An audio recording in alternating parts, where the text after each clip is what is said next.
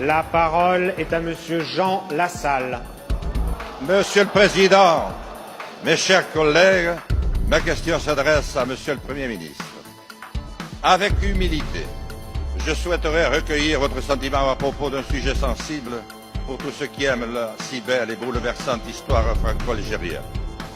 La victoire du Front islamique du Salut, le 26 décembre 1991, le coup d'État qui s'ensuivit et l'arrivée au pouvoir du président Bouteflika en 1999 aurait donné lieu à un accord au terme duquel le pouvoir reviendrait à l'armée à la fin de la présidence de ce dernier. Il y a tout lieu de craindre que l'armée algérienne ne soit plus aujourd'hui seulement animée par les sentiments de l'armée de libération de Ben Bella et Boumedienne. De nombreux observateurs prétendent même qu'elle serait profondément infiltrée par des courants islamistes, d'inspiration notamment salafiste. La situation politico-économique de l'Algérie est dans une passe difficile. Nombreux sont les ressortissants qui, par milliers, rejoignent déjà l'Espagne, l'Italie et la France, chez qui une partie des accords d'Évian s'applique encore.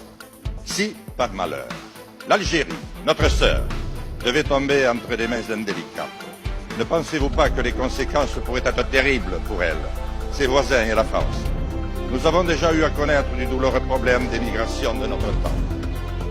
Nous qui partageons une si longue histoire avec l'Algérie, qui partageons la même frontière, la Méditerranée, ne risquons-nous pas de voir s'installer un couloir migratoire sans précédent, avec le terrible effet de résonance qu'il pourrait déclencher?